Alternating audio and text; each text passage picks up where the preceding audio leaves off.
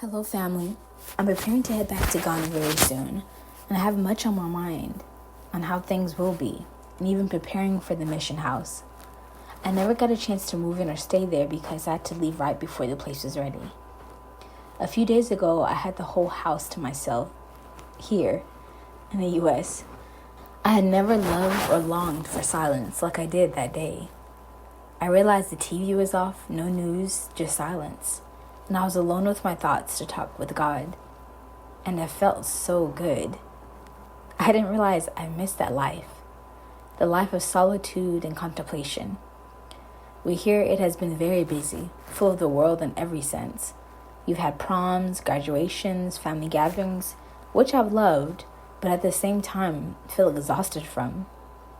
This snapped me back to the life I was called to. Out of the world.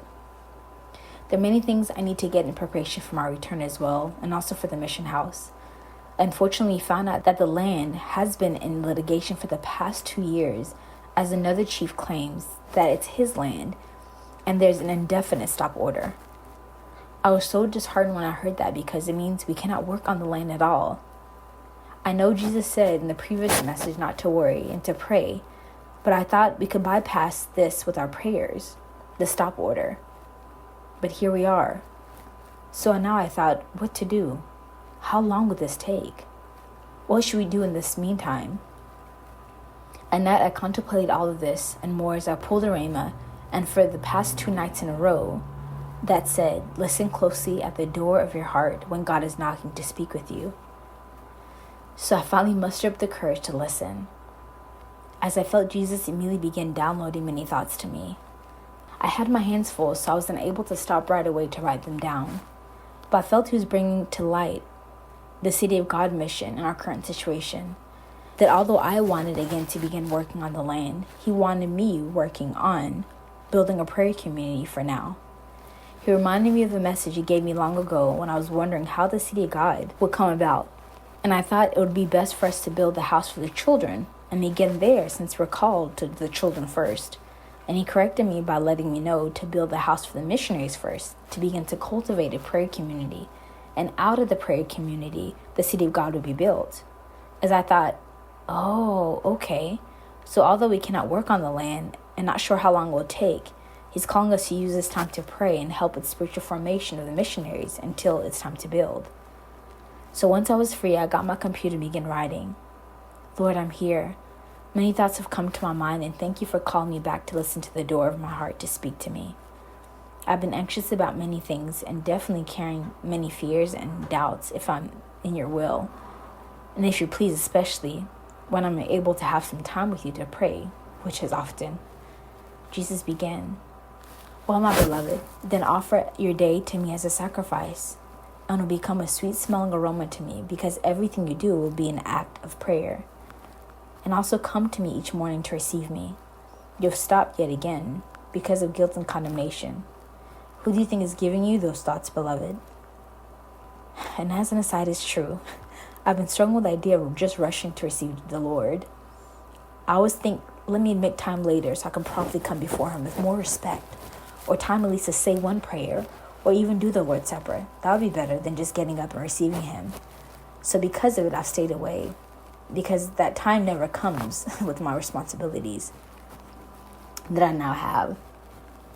I also pulled the second remote, which I'd never gotten before, and it said, put aside those fears, those uneasy broodings and qualms of conscience, and those anxieties which can arise from our concern to achieve holiness in our salvation. Let us take a good care not to get foolishly involved in all those fears and doubts, which like passing lead nowhere, only tempt us to wander on and on until we are hopelessly lost. I thought, wow, okay, Lord, you're reading my mail. I'm sorry. Jesus continued, yes, it's the evil one. So come before me. I said I would prefer you to come the wee hours, but it seems giving you a clear direction would help you much better. So between the dawn hours, when you wake, after your responsibility, come to me and do the Lord's Supper, and in receiving me, listen for my voice. There I will speak to you and give you instructions daily, if you come. Now let me bring peace to your mind, beloved. Concerning the purchases you're making, they are in my will. That is why I gave you the scriptures on courage. Continue to ask the Holy Spirit to get the necessary things you need for your trip back to Ghana and items needed for the mission house and chapel room. Really, Lord, I thought? Avarice was taking over. I feared it. It was taking over. You know, I'm just like my mother, Mother Claire. That's why I said to the Lord and laughed. Because it's so true, guys. I laugh with Mother Claire about this sometimes because I used to judge her on many things. And now as a spiritual mother myself, I do the very thing she struggled with. I rarely buy things for myself. But when I get the green light from the Lord, even when it's for others, I can easily go overboard so quickly. And I thought, wow, it's so humbling.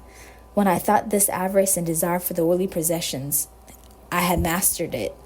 I've come to really rely on the Holy Spirit and asking Him literally on each purchase. If I lose my peace, I go before Him to overlook my purchases and see if there's anything He wasn't pleased with. Yes, there are many things I've revealed to you have in common to humble you when you judge another. Yes, Lord, thank you for the humility for sure. Concerning the land and what seems like a delay, beloved, requires much prayer and sacrifice again. Do not be in a hurry. Those were my thoughts earlier, that I'm building a prayer community. That is the foundation of each heart dweller community. Without prayer, none of the communities will last, whether now or in preparation for the rapture or during the tribulation. It doesn't matter what ministry I've called each community to. It all begins and ends with prayer. The community must be formed in brotherly love and bound by prayer. So although you are ready to work and build, I'm preparing you guys to pray. Pray in the work. Use the time you have waiting for the litigation to be over to pray in the work and to form the community. Your presence there will mean much, and that is when the real work will begin, beloved. Getting you adjusted again. Much purification and sanctification will happen for the two precious souls there, and for you and your beloved as well. This is all the makings of a beautiful family community. I desire that you would go there much sooner. I know it's a sacrifice not being with your beloved always, but I've called you guys to separate but intertwining missions. I need you to take care of the business I give you, and him to take care of the business I give him. And as an aside, family, Jesus is talking about the innermost desires of my heart. When I first got married and thoughts of a family, I always wanted us to be together, go everywhere together, do missions together, and never be separated. In the Ghanaian culture, it's very common even for husband and wife to live apart in different countries for the purposes of financial stability. I never wanted that. But me and Sister Ruth were talking. We found that we have had to sacrifice in this way, being away from our husbands months at a time for a reason. And now going back, as Derek and I talk, there may be times you'll have to live in the city for a few days each week to do his work, whilst we are in the mission house. He has received a new contract to farm peppers, and although it's exciting, it will take him away for a bit of a time. I also wondered if all of that was in the Lord's will, because again, it's not what I wanted. So I was doubting a bit the direction. Jesus, knowing this, answered me. When you pray behind him and submit to him and walk in brotherly love always towards him, it leaves me room to work. That is the life of a missionary. Your lives are a sacrifice in every sense of the word. As you are faithful to my work, I will bless you both. And in due time, you will walk together, in one heart, mind for the vision and the mission. I'm doing that with him now, although he doesn't realize it, but it's most necessary for him to follow the path he is on now, and I'm leading his steps. This farming initiative is in my will. Although things will not happen perfectly, and fail-proof as he expects, every setback, even failure, will serve as a lesson to gain him greater experience and understanding of the work, which will be a greater blessing to the city of God, once the land is released for you to begin working on it. I will send others in a short time, so be open to that as well, beloved. And here he's talking about the mission house. For now, it'd be good to work on getting the permanent residence for the two souls that are there, to have them secure in that area. Yes, Lord. And that was the end of Jesus' message. Thank you, family, for those who have believed, stuck with us, and walked alongside us concerning the City of God mission. It has definitely been a roller coaster ride for sure. We begin again, then stop again, then begin again. The beautiful thing is, it's all the Lord's doing. Every delay and setback, even if the enemy assigns it, God uses it.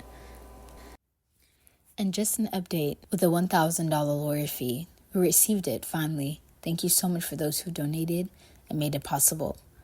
However, we have another situation that has arisen where the other chief, who feels like it's his land, said that it was his people who were manhandled by the military, and now is asking for $2,000 in order to make any type of assault case go away, although they threaten the people on our land.